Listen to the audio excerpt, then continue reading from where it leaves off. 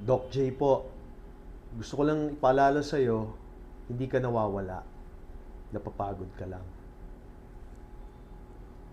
Hindi ko alam kung sino ka ha, at hindi ko rin sigurado kung anong pinagdadaanan mo. Pero kung pinindot mo to, malamang sa malamang, may dinadala ka. At oo, huwag ka mag-alala. Ramdam ko yon.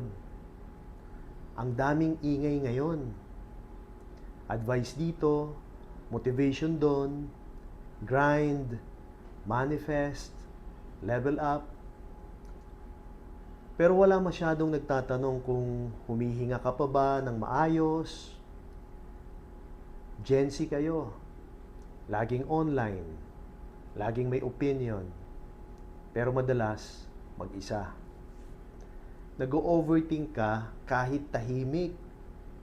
Pagod ka kahit wala kang ginagawa. Guilty ka kahit nagpapahinga ka. Parang bawal mapagod, no?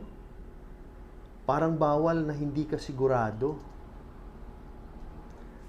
May mga araw pa nga gigising ka. Tapos ang tanong mo lang, ganito na lang ba ako? Hanggang dito na lang ba to? Pero hindi mo sinasabi kahit kanino. Kasi ayaw mong malabel na mahina ka. Ayaw mong sabihin dramatic. Pero pakinggan mo to ha. Dahan-dahan lang. Hindi ka naman lost. Hindi. Hindi ka rin behind. Napagod ka lang sa mundong ayaw magpahinga.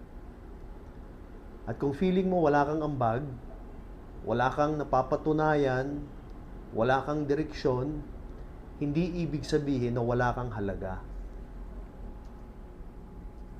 Isa lang ibig sabihin nito, tao ka pa rin.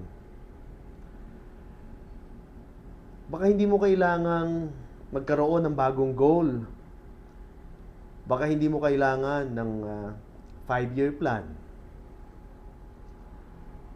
Baka ang kailangan mo lang ay magsabi ng pwede kang huminto, pwede kang malito, pwede kang hindi okay ngayon. Tandaan mo hindi ka tamad, hindi ka sayang, pagod ka lang, at may difference yon. Hindi lahat ng tahimik tandaan mo, ay okay. Hindi lahat ng late, talo.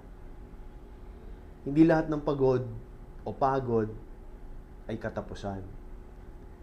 Minsan, pahinga lang ang pagitan ng ngayon at ng susunod mong lakas.